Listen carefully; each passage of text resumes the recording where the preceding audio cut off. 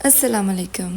کیسے ہیں آپ سب لوگ؟ میں بھی بالکل الحمدللہ ٹھیک ہوں۔ آج ہم بات کریں گے ان ٹاکسک لوگوں کے بارے میں جو ہمارے ارد گرد موجود ہوتے ہیں،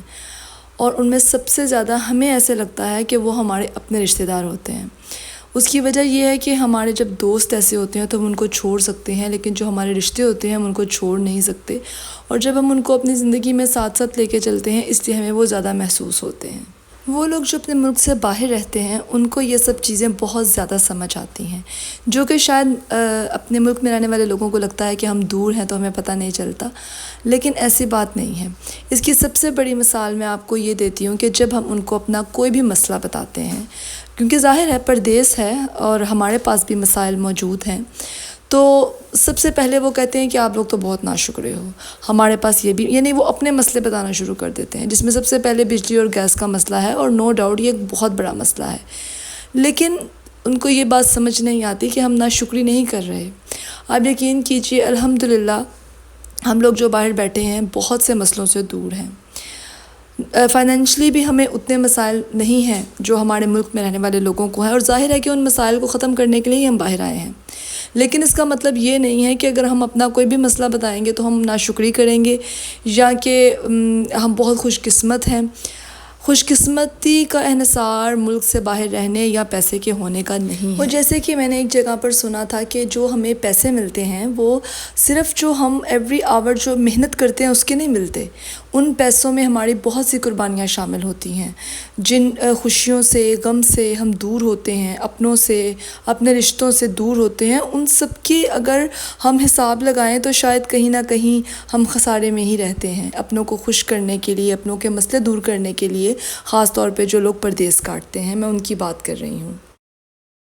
ویسے کہیں نہ کہیں جب کبھی میں ٹھنڈے دماغ سے یہ بات سوچتی ہوں نا تو مجھے ان پہ غصہ نہیں آتا اور نہ ہی برا لگتا ہے، کیونکہ میں یہ سمجھتی ہوں کہ جب ان لوگوں نے ایک زندگی دیکھی ہی نہیں ہے، ایک جگہ کا ان کو ایکسپیرینس ہی نہیں ہے، نہ وہ لوگ اپنے ملک سے دور رہے، نہ اپنوں سے دور رہے، تو شاید ہم ان کو بتائیں گے بھی تو میرا نہیں خیال کہ وہ ان چیزوں کو سمجھ سکتے ہیں، کیونکہ پاکستان میں فون کر لو تو خواتین اس قدر تھکی ہوئی ہیں، ان کے لیے ایک کھانا بنانا اتنا بڑا مسئلہ ہے، اور میں جانتی ہوں کہ جو کوئی لوگ پاکستان سے مجھے سنیں گے ان خواتین کو یہ چیز اچھی نہیں لگے گی،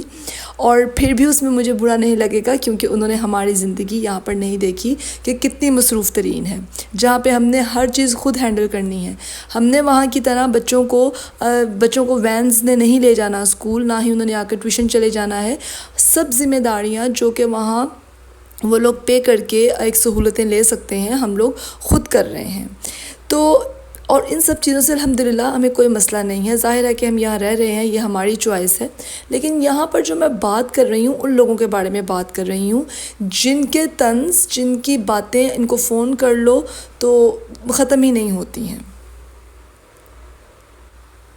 اگر کچھ آپ نہ بھی کہیں نا تو اتنی دور ہم لوگ بیٹھے ہیں، لیکن ہمارے جو ماشاءاللہ سے رشتہ دار ہیں ان کو تو لینی ہے، ضرور لینی ہے، اور میں یہ سمجھتی ہوں کہ پرسکون زندگی گزارنے کے لیے اگر آپ مشرق میں جا رہے ہو تو ان کو مغرب کا بتا دو،